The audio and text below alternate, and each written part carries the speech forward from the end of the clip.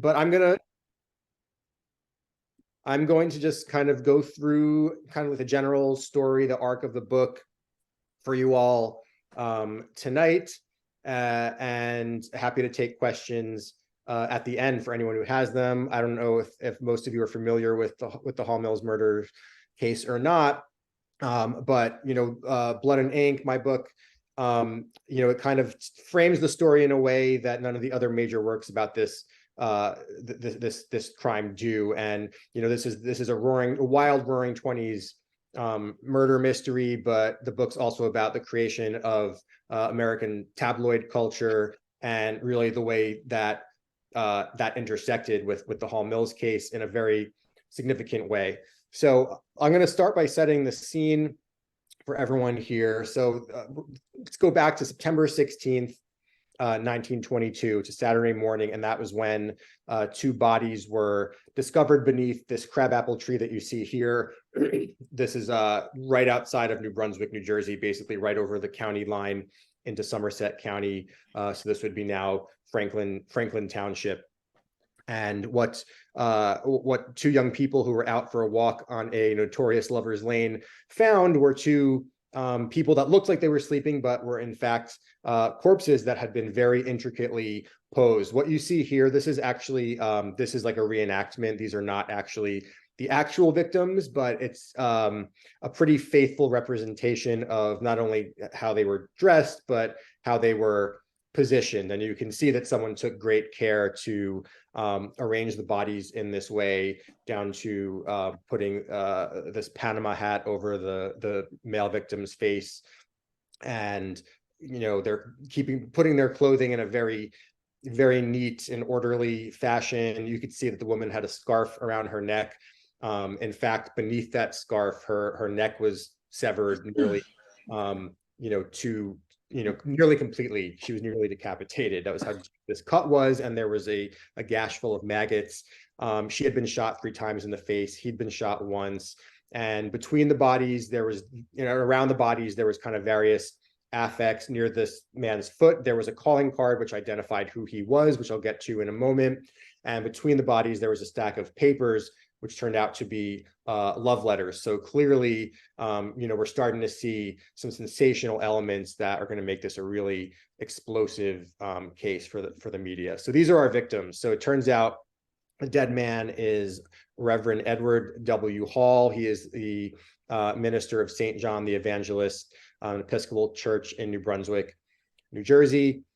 He had married into a very wealthy and illustrious family. His wife was a woman named Frances Stevens Hall, and again, just sort of a very well-known clan in New Brunswick with very illustrious ancestors tied to the Johnson & Johnson dynasty. And the woman who was killed next to him, who you see here, was not Frances Hall. That is not his wife, but that is a woman named Eleanor Mills. And she just so happened to be the star soprano of the choir of St. John the Evangelist. And she was also married to the church sexton. So all of the elements of a very, not just this kind of grisly, gruesome murder, but clearly this scandal, because there was this love affair that had been kind of simmering behind the scenes of this church. Here you see it here. This is St. John the Evangelist. It's right on George Street in New Brunswick, New Jersey, kind of a few blocks from the Douglas campus. Back in those days, it was covered in ivy. It pretty much looks the same today. I'll show a picture of what it looks like now later in the presentation. It doesn't have the ivy anymore, but it's still an active congregation. And back in those days, this is what it would have looked like in the inside. And you can see here's kind of like the choir stalls. And, this church, the choir especially, this was kind of a congregation where a lot of gossip and talk had been kind of festering for some time about this very close relationship between Reverend Hall and Eleanor Mills, the choir singer. And it would soon become clear as the newspapers began to report on this and detectives began investigating that it was pretty much an open secret, it seemed, that they had been entangled in this romantic affair for some time, even though their spouses kind of denied any knowledge of it. So you have, again, the setting of this kind of close-knit congregation where everyone is kind of keeping tabs on what's going on between the Reverend and this choir singer, and all sorts of different jealousies and resentments kind of like simmering just beneath the surface. This is the very first news article that was published about the case, and this was from the Daily Home News, which today, this is I don't know, this is more central New Jersey, but the Middlesex County paper today, this would be called the Home News Tribune. Back then, it was just kind of New Brunswick's daily newspaper, and you can see right away this very sensational splash headline: Episcopal rector shot to death, with woman in lonely place near city. So this was immediately this became a front page sensation, not only in New Brunswick, not only in New Jersey, but throughout the country, and especially because of the proximity of New Brunswick to Manhattan. All of the big New York papers, and there were many at the time, there was something like 10 newspapers in New York that were either daily or evening newspapers. They all descended on this lonely place near the city where the bodies were found, on this farm, on this kind of like remote lovers lane. And it became very quickly just a complete something that the whole country was really following, obsessing over day after day in the newspaper coverage. And also, in person, people were visiting throughout the fall. Hordes of like murder tourists were coming down and going to the scene of the crime. And you could see here, this would have been sometime, it looks like people are dressed a little more warmly, so I'd assume maybe sometime like in a little more into the fall, October or November maybe. But there's big crowds coming to check out the place where the Reverend and the choir singer were found murdered. And this was something that was kind of like an afternoon of fun for people that were joyriding around at the time, and just being drawn to all these sort of like sensations and scandals of the 1920s. And people didn't have much for entertainment. I guess this was entertainment for them, and got to the point where there were like local vendors that were hawking their wares, or people selling popcorn and balloons, and people really coming from all over the place. You'd see cars with license plates from near and far, and people took souvenirs with them. Here you can see, this is what that tree you saw on the first slide was reduced to fairly quickly, because people first started taking the branches, and then eventually got down to here. That's just this one kind of stick out of the ground, and people are cutting bark from it, because everyone wanted a piece of this story that was again just such a sensation all over the country.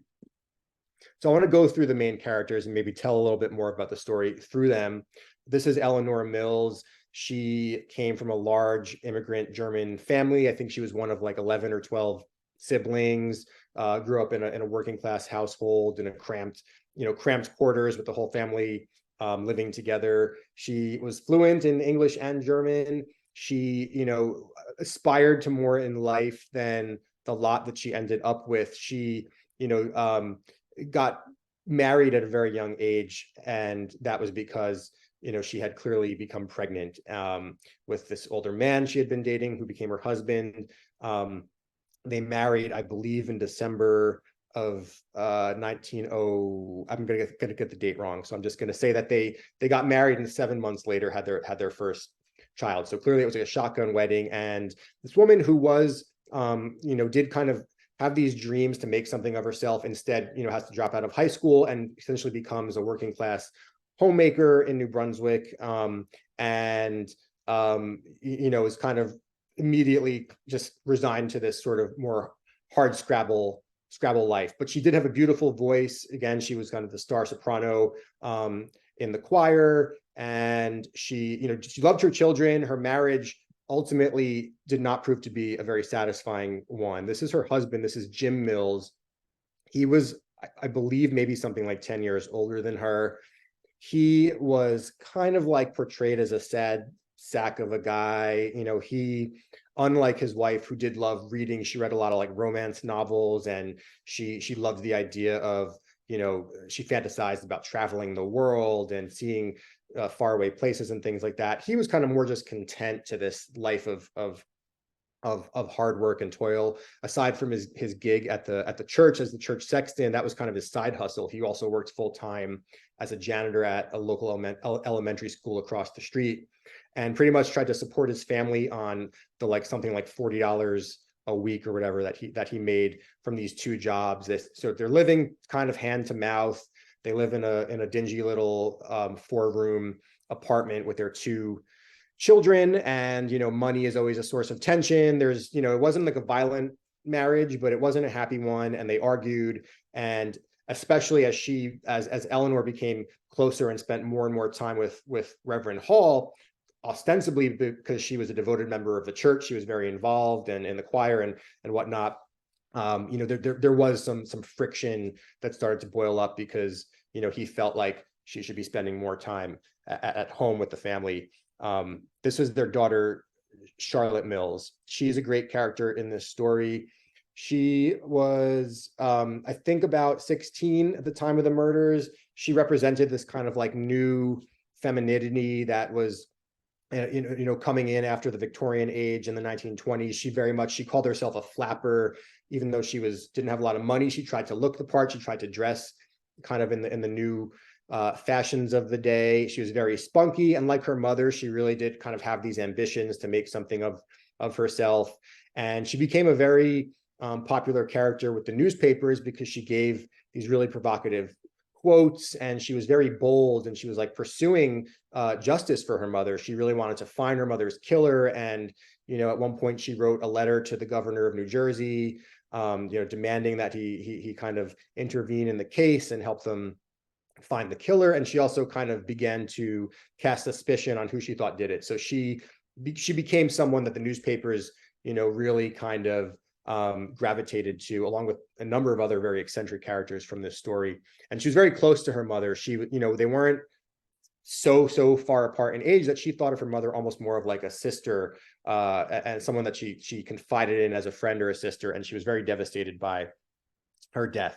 And she had a younger brother named Daniel, who was 11 or 12 at the time. He doesn't really factor into the story at all, so I don't have a picture of him here, but he was around, and she kind of had to sort of help raise him after their mother was murdered. This is the house they lived in. Again, they would have lived in the second floor and the attic, and it was a cramped little place. Has the leaky roof, the toilet that doesn't work or whatnot, and it was in this kind of like more working class little enclave of New Brunswick, although it was just blocks away from the opulent mansion where Reverend Hall and his wife, Frances Hall, resided. This is what it looked like in 1922. This is on Nick. I don't know if anyone knows New Brunswick, but this is right in the heart of the Douglas campus. And today, it's remodeled. It was remodeled in 1926. Back then it looked like this spooky Victorian mansion, but it's still there, and it's currently used as the dean's residence of Douglas College. So you had these two families that were blocks apart in geographic proximity, but worlds apart in terms of their status in life. And this one family that was represented wealth and privilege, and this other that kind of represented a lack of that. But they also were colleagues in the church, and they did interact. Aside from Reverend Hall and his relationship with Eleanor Mills, the families, they knew one another. Eleanor would come to the Hall mansion, and Frances would give her flowers and vegetables, and they exchanged kind of gifts, and they mingled as not social equals, but church colleagues at St. John the Evangelist, which was a congregation that had both wealthy and more, poorer working class people in it. So there's this kind of interesting class dynamic that's set up also as the story begins to unfold. So this is Edward Hall. This is the Reverend. He was born in Brooklyn, pretty middle class sort of upbringing. At a young age, he joined the Grace Church, the choir school at Grace Church in Manhattan. So he kind of like became involved in this sort of theological path from a pretty young age. And it was a prestigious school where young boys were given this very good education in return for service in the church choir. And he followed that path, and he eventually went to theological school, and he graduated and was ordained as an Episcopal priest. And he ends up in 1911 in getting his own posting in New Brunswick, New Jersey at St. John the Evangelist. And he shows up, he's this young, handsome, charismatic a cleric who immediately the people of the congregation are drawn to, and especially the women. Here he is they're somewhere down the Jersey Shore. This might be Asbury Park, it might be Point Pleasant, but he was someone that all of the ladies of the church liked very much, and maybe some of them were competing for his affections. And he sort of shows up and could have had his pick of the congregation as this kind of young bachelor that would have made a good match for someone marrying the reverend of the church. But curiously, he ends up marrying Frances Hall, who you see here. She was 7 years older than him at the time. Again, in modern, today, like a 28-year-old who marries a 35-year-old seems like nothing, but back then that was a more significant age difference, because a woman at 35 in 1922 who was from the Victorian era would have already been kind of thought of as something of a spinster, and one who probably didn't have the best prospects for marriage. But she ends up with a proposal from Edward Hall, and they get married. There was some suspicion that maybe he was something of a gold digger. We don't really know what the provenance of their relationship was, other than that this marriage kind of happens fairly suddenly. And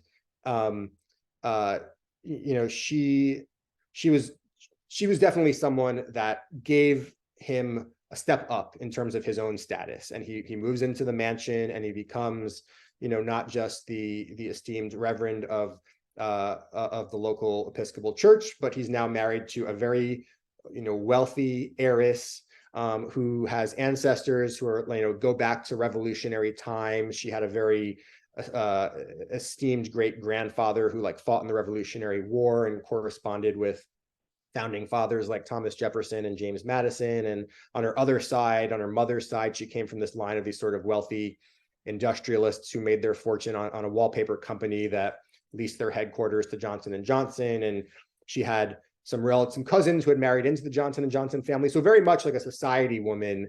And Edward Hall definitely, a big step up in life for him. And they lived together at the Hall mansion with one of Frances's brothers, this guy Willie Stevens. He was one of her two brothers. I'll go back to the one we just saw. But Willie was very close to Frances. He lived in that big old house with her. And after Edward moved in, he suddenly has his brother-in-law in the mix, who I think might have been some resentment because Edward controlled this kind of allowance that Willie was given, because he wasn't someone that could be trusted to manage his own affairs. He was an adult, obviously, but sort of had childlike qualities about him. You could see here, he's not a fireman, but he was just really obsessed with firemen. He hung out at the fire station and was just fascinated with them the way you would think a young child would be. And there was all sorts of curiosities about him like that. He had these childlike tendencies, but he also read these books on these very esoteric topics and smoked a pipe in his room reading the newspapers. And, I think that today we would wonder if he's kind of like a savant-like figure. We wonder maybe if he fell somewhere on the autism spectrum or had Asperger's. He was kind of seen as this oddball, quirky, almost, I don't want to say laughing stock, but he did provide some of the comic relief, kind of like this bumbling town figure. And he, comes to play a very significant role in this story, along with his brother Henry, who was married, and he lived down the shore in La Valette. And not really unclear what his relationship was with Edward, but it was said that he did kind of think Edward was just marrying into their family for their money, and maybe didn't have the warmest relationship. He didn't attend their wedding. So you're kind of, again, seeing all these interesting family dynamics that are going to come into play as the story progresses. So back to the murder.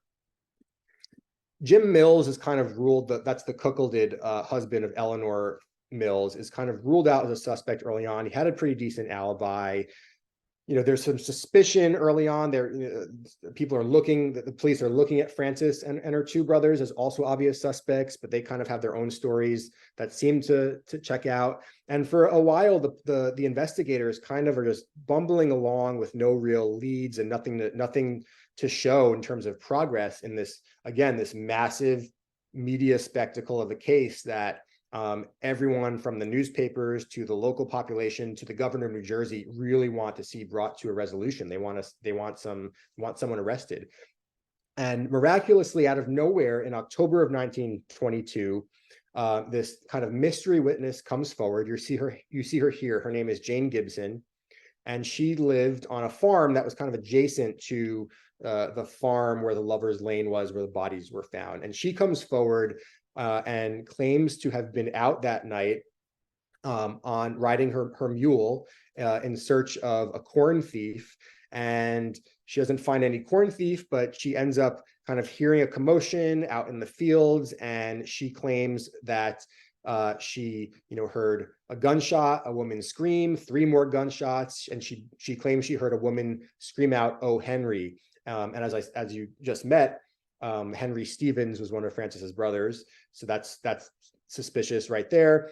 And she tells different permutations of this story. They kind of shift this way or that. She tells the newspapers one thing one day, and it kind of gets a little more elaborate the next. She tells the investigators something else, but really, like, the core of this story is that she was out on the lane, that she was there, she heard the gunshots. She does actually say eventually that she witnessed a quarrel and witnessed gunshots being fired.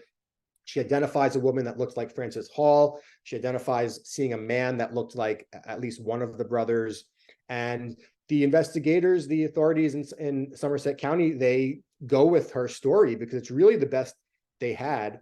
And they eventually, convene a grand jury and try to get indictments against Frances and her two brothers, and are unsuccessful in that, because the grand jury, I think that ultimately they don't trust this woman's story. She was this eccentric local character. She was kind of this pioneer woman, raconteur, who claimed to have had this extravagant story of running away from home as a young girl and becoming a bareback rider in the circus. And her background was very kind of murky and unclear, and she maybe wasn't the most reliable witness. And the prosecution also didn't do a great job at the grand jury. So to bookend that for now, we're now at the kind of December 1922.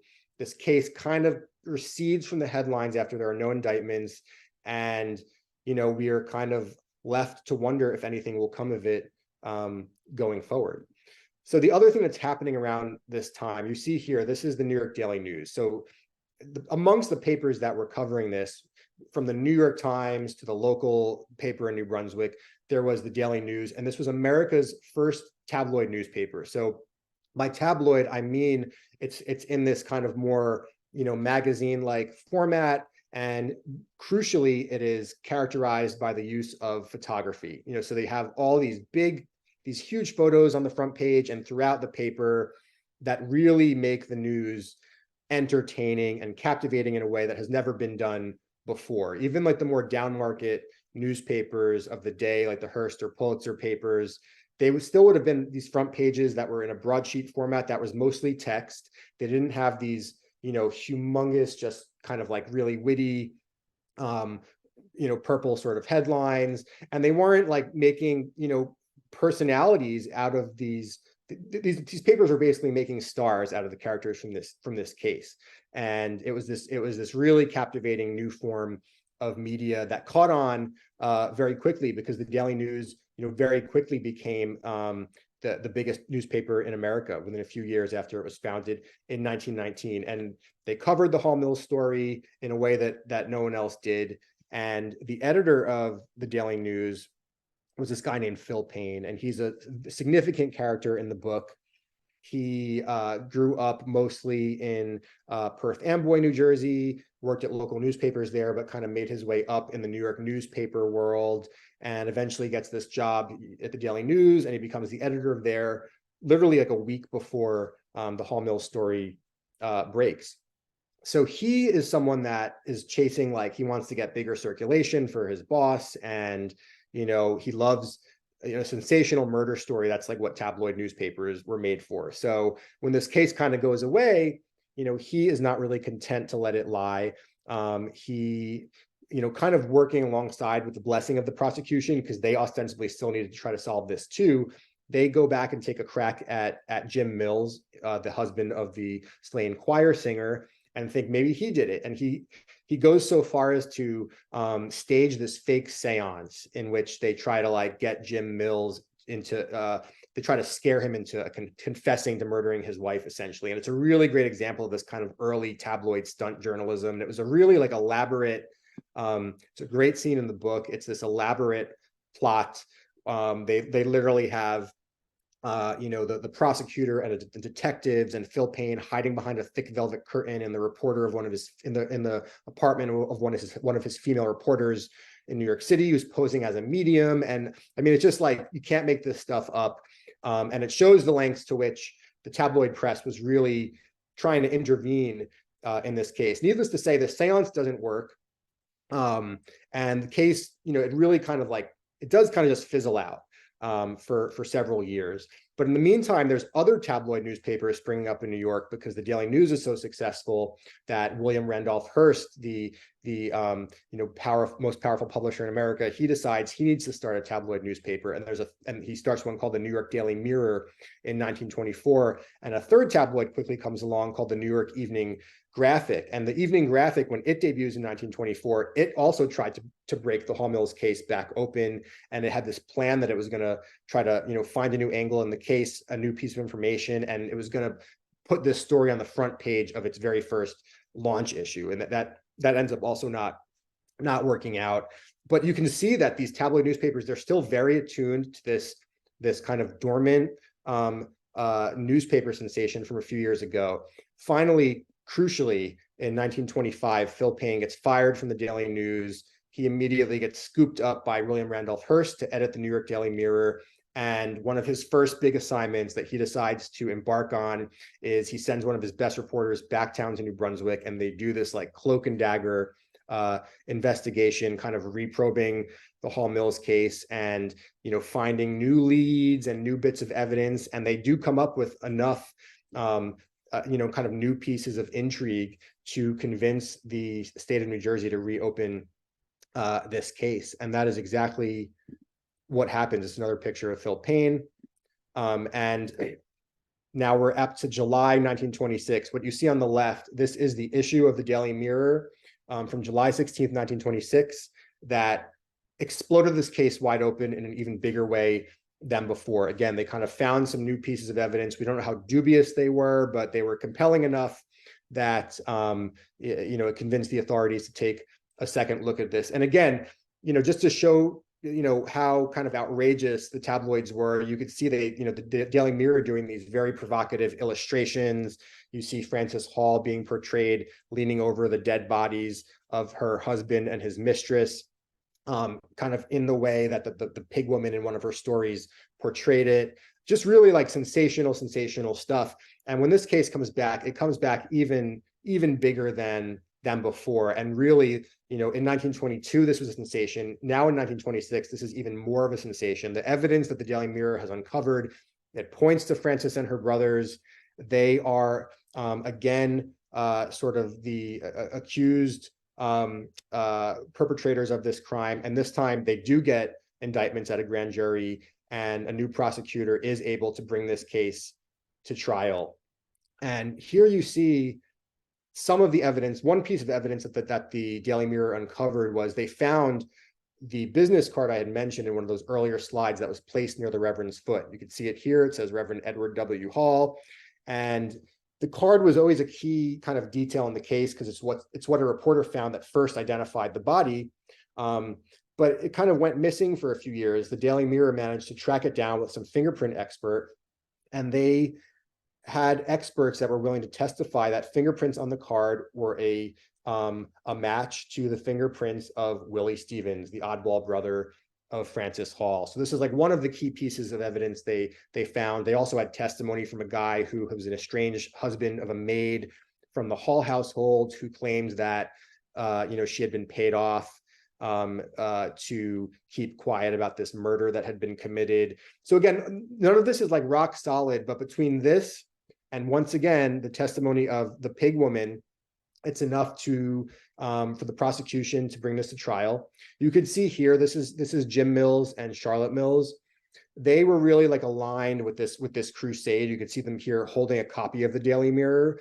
Certainly the Daily Mirror took this photograph because they had, they were now like the paper that had revived this case, and the family was very invested in kind of this narrative that Frances and her brothers were behind this, because they really wanted to see justice done, I guess. And they were kind of aligned with the Mirror pretty closely throughout all this, in the same way the Mirror was aligned pretty closely with the prosecution, working almost hand in hand in some ways.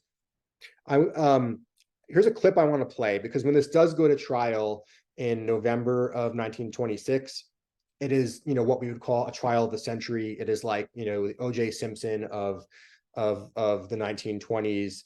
And there's one little bit of footage that exists that kind of gives you some of the flavor of just like what it was like in Somerville, New Jersey in 1926, November 1926, when this trial was going on, and you had hundreds of journalists tramping around town, and all sorts of people just coming into the courthouse every day, all the local hotels booked up, and whole houses rented out to newspapers. And in this clip I'm about to show you, you'll actually see some of the main characters, and I want to make sure it plays and loads correctly.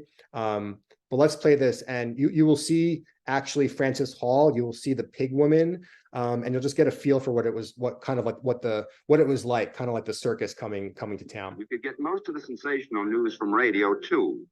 There was the Hall Mills case, complete with a pig woman. She was a key witness in a murder mystery that had everybody baffled. Mrs. Hall's husband, a preacher, had been killed in a Jersey back road, and so had the wife of James Mills. No one ever figured out why. Did that play okay? Anyone? It played okay. Yes, sorry. Okay, good. Yeah. Yeah. So it just gives you a sense, and I should mention, I don't know if I mentioned why she was called the pig woman, but I said she had this adjacent farm, this farm that was adjacent to the farm where the crimes took place. She raised pigs there, and she was a character that really the newspapers turned into the celebrity, and they kind of nicknamed her the pig woman, this kind of disparaging moniker, but it's what stuck. And she was really like the star of this case at the end of the day.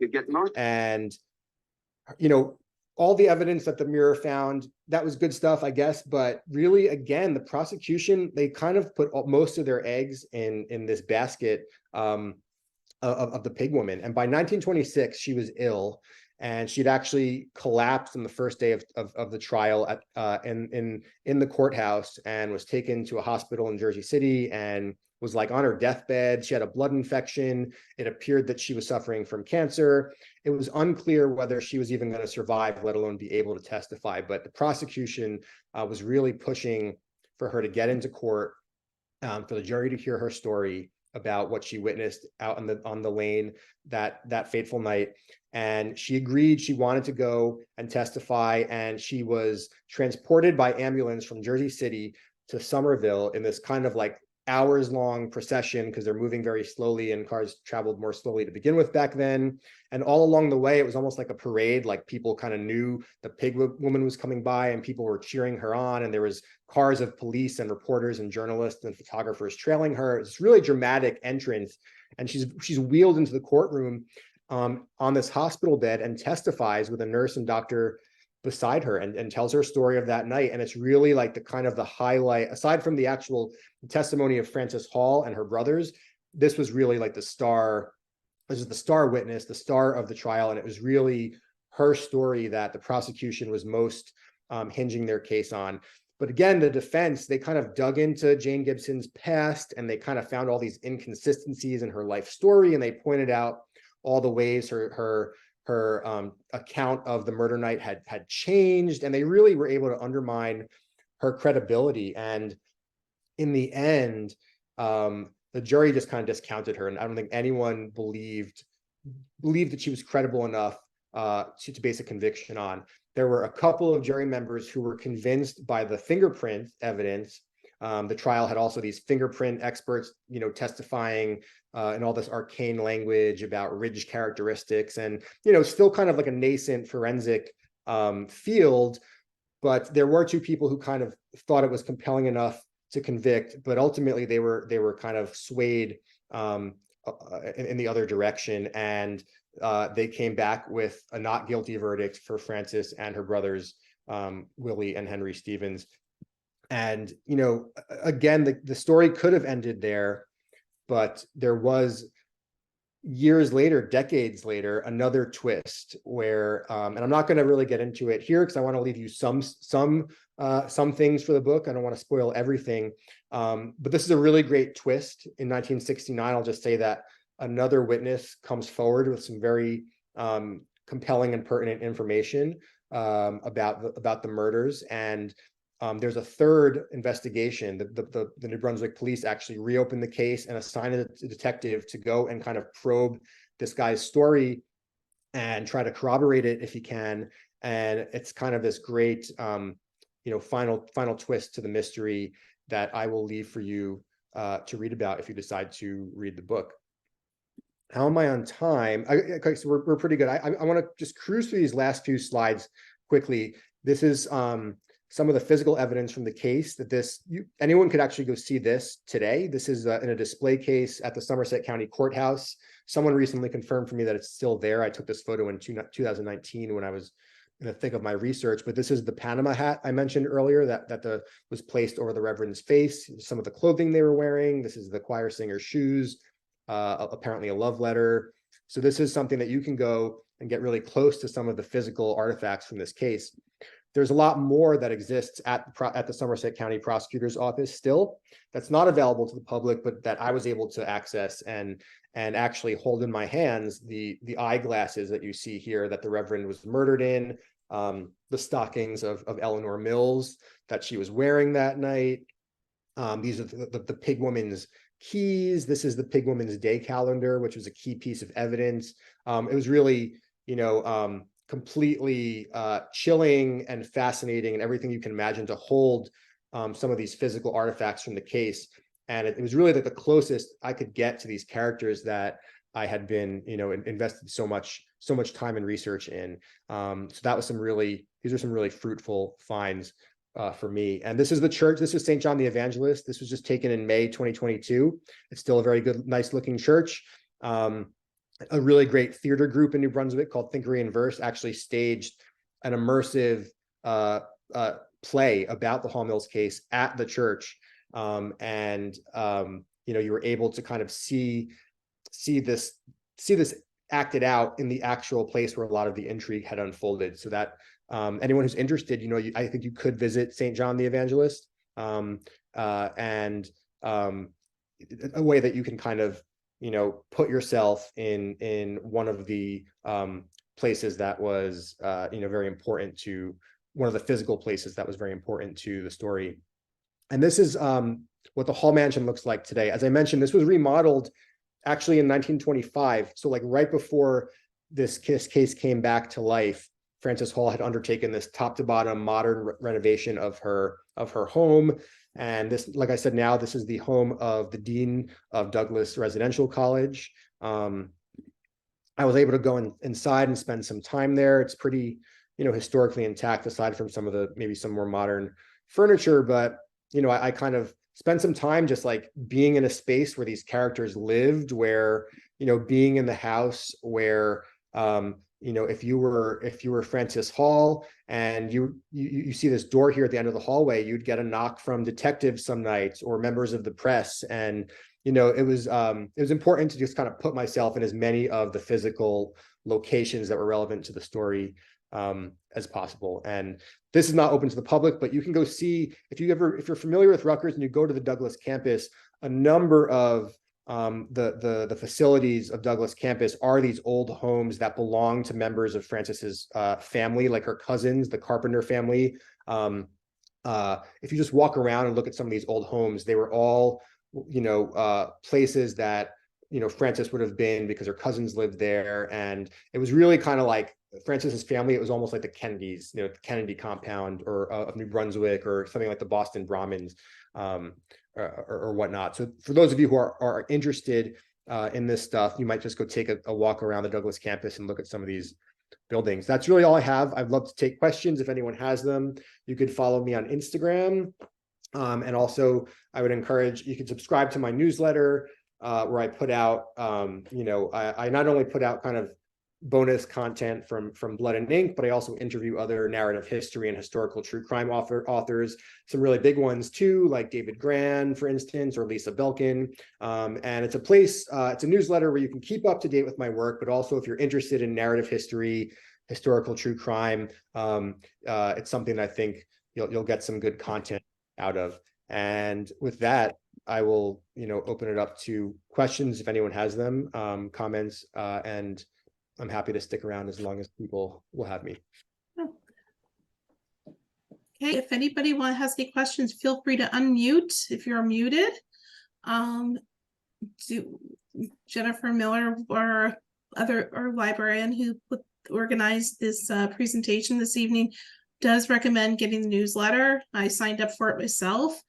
It's really, there's some juicy information in the newsletter. Let's just say that. So right now there's an excerpt from the extended postscript in the paperback, which really just briefly, after the hardcover, a woman who happened to have 8 boxes of the personal records of Frances Hall's personal attorney came forward and got in touch, and she's donated these records to the New Brunswick Public Library. But I first was able to go through them, and it's stuff like Frances Hall's handwritten correspondence with her attorney, jailhouse letters from her brother. I mean, just such a vast amount of primary source information that I was able to I had 2 days to kind of go through as much as I could.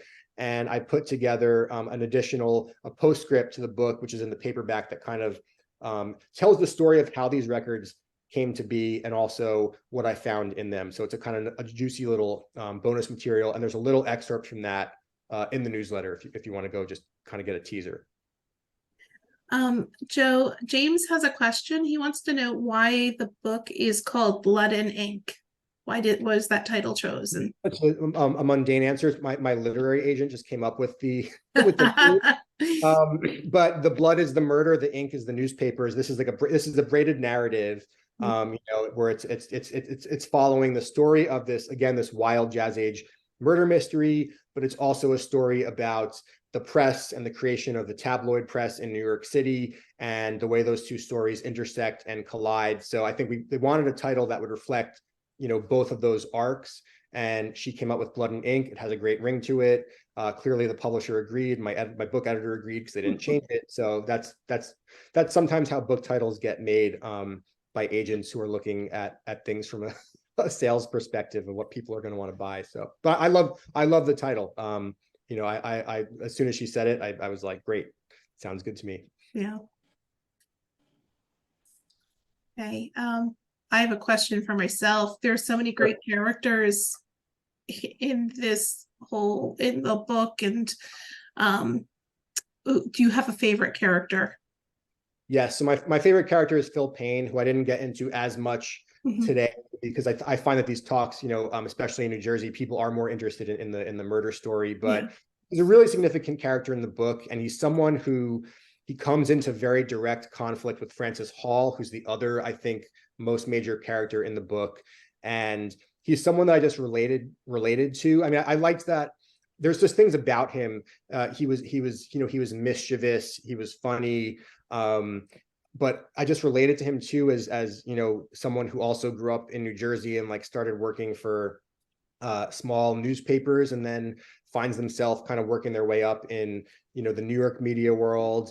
I work for Vanity Fair. I'm a journalist. I've spent years covering the media, so I've always been interested in I cover people like this today, big editors or media executives. So there was also an interest in covering him historically, the same way I would cover people like him in my professional life. But I think that I just related to him in a lot of ways. And aside from being this kind of like mischievous, troublemaking tabloid guy, he also was really just seemed like a very good guy. And there was things about the way he ran his newspapers that, for instance, he championed like young female journalists, where a lot of them, it could still be harder to break into like the broadsheets and the more establishment press. And he had this whole crew of like young women who he didn't just put on the features page. They were on the crime beat. Another great character from this book is a young reporter named Julia Hartman, who was his star crime reporter, just a ferocious young female reporter who comes in and just makes a name for herself in the New York City newspaper world, covering this case and other murders like it.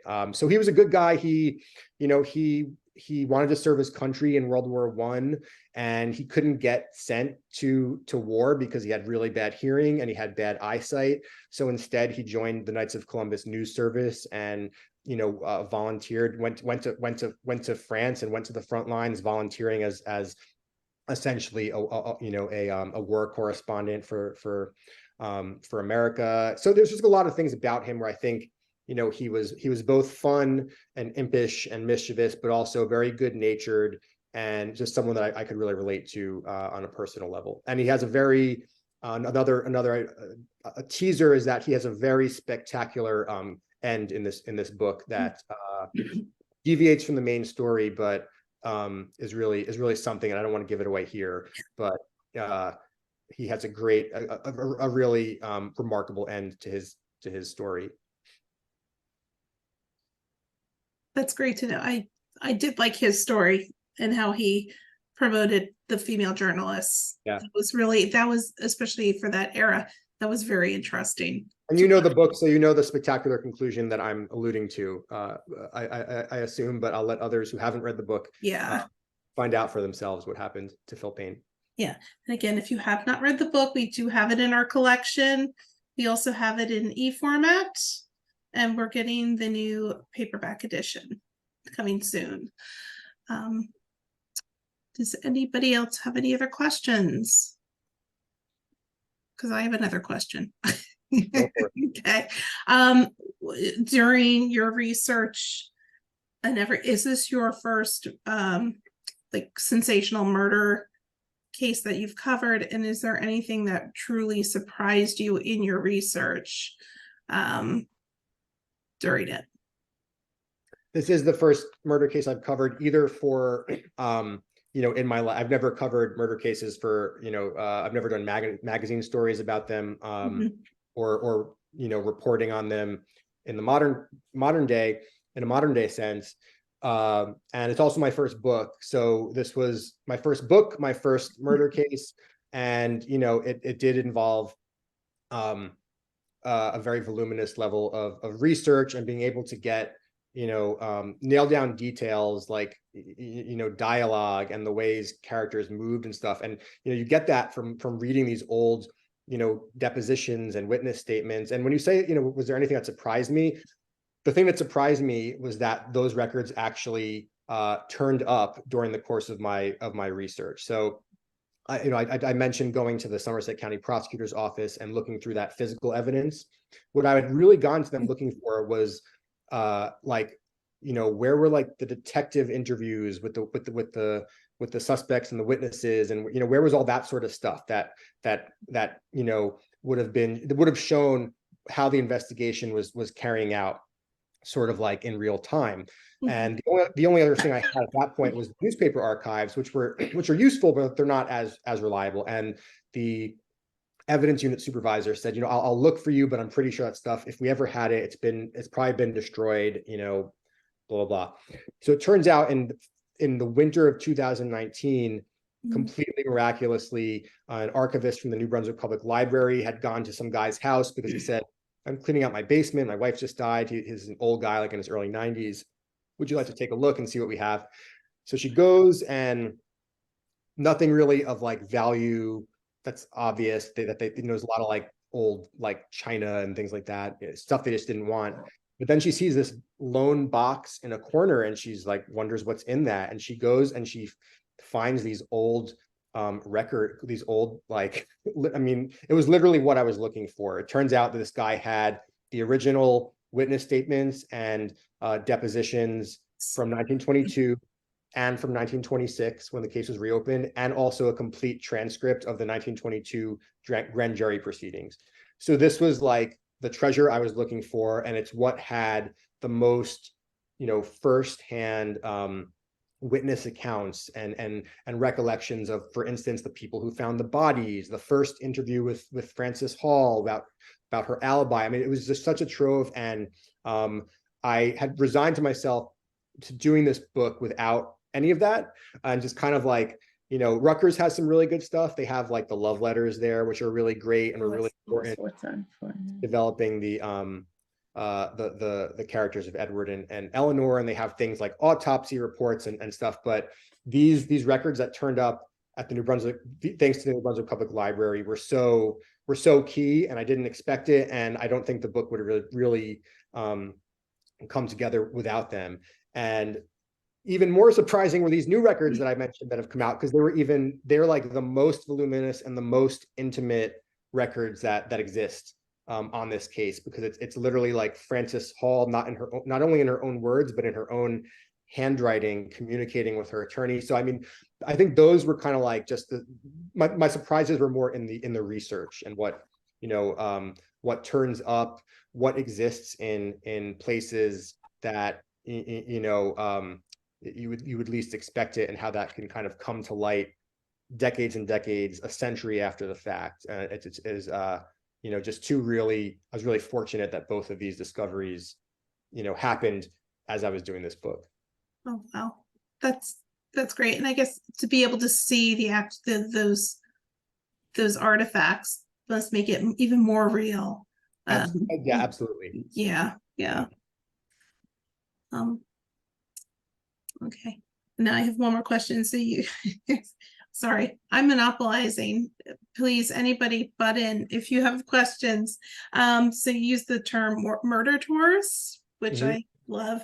Do you feel like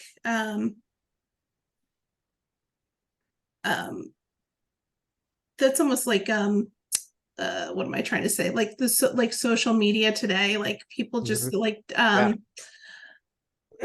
gloaming onto these horrible situations and just making them spectacular, I guess.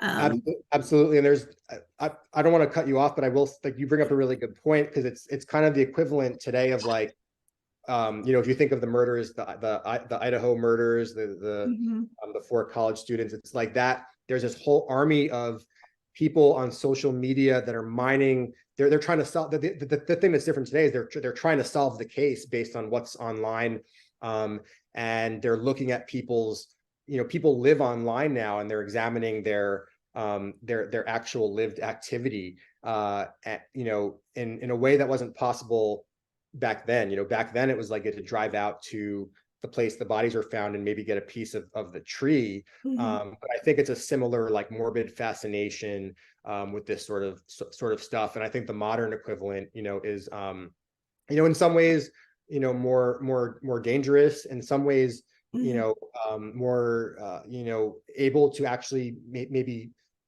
connect dots that you wouldn't have been able to connect back then. So it's kind of like a double-edged sword, but I do think there's I think it's a good point you make.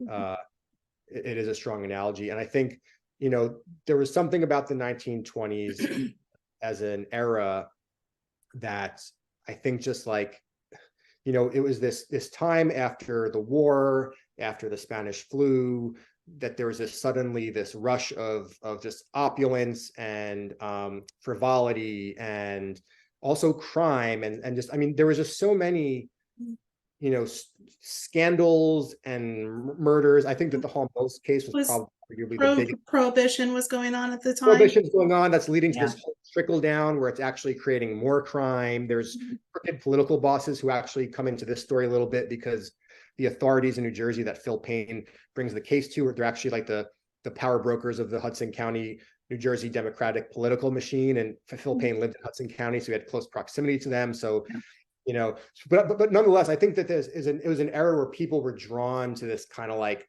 just this wild kind of atmosphere, and whether that was following the transatlantic flight contests that start to happen, and Charles Lindbergh, or whether it's like the heavyweight boxing matches, or whether it's following along to these like newspaper scandals, or joyriding and then going to the scene of the crime. And I think that people were I think that they were primed for this kind of like frivolous, just opulence and fun. So I think that the kind of like the crime, the way that the crime scene became kind of a circus, I think kind of reflects that too, like something that was a little specific to kind of the atmosphere of the freewheeling atmosphere of the 1920s. Yeah, it's pretty interesting. We have time for another question. Anyone?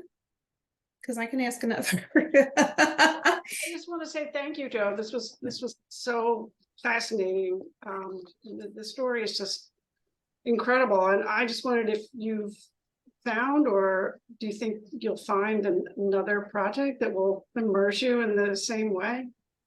Yeah, so I have a story coming out for Vanity Fair that will be in our Hollywood issue, which is sort of my next project. It's right now it's going to exist as a magazine story. It's I'll just tease it out as it's more of a true crime story in 1970s Hollywood. So it's kind of like a Hollywood 1970s Hollywood noir, and I would describe it as Hollywood Babylon meets the Black Dahlia meets the Go-Go's, because it's also it's also a kind of a braided narrative that kind of pulls two kind of disparate arcs together, but hopefully I hope that might grow into a book length project. But if you're interested in my work, if you sign up for my Substack, you'll get updates. You'll be the first to know.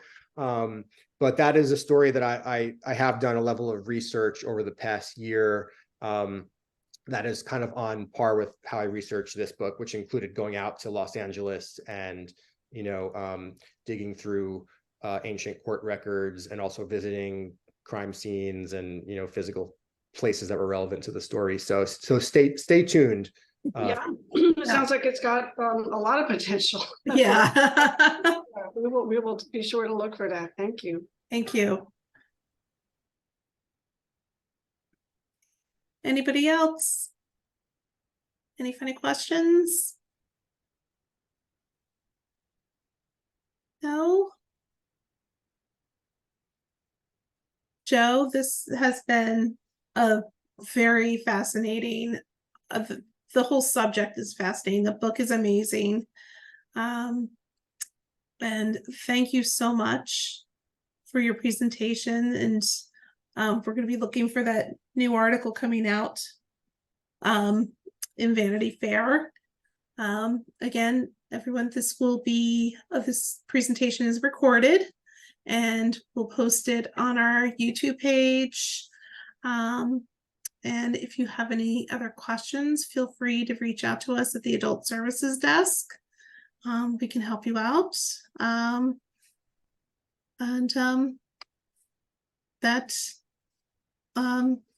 is it. Unless there are any last minute questions.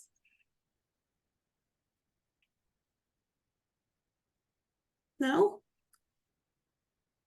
Joe, do I think we lose you? No, I'm here. Okay. I'm like, oh, he's gone. He's vanished. Okay. Thank you again. This was fantastic and gruesomely entertaining. And thank you so much. Thanks for having me, and thanks for everyone taking the time to hear about the book. Okay. Thank you. Have a good evening, everybody.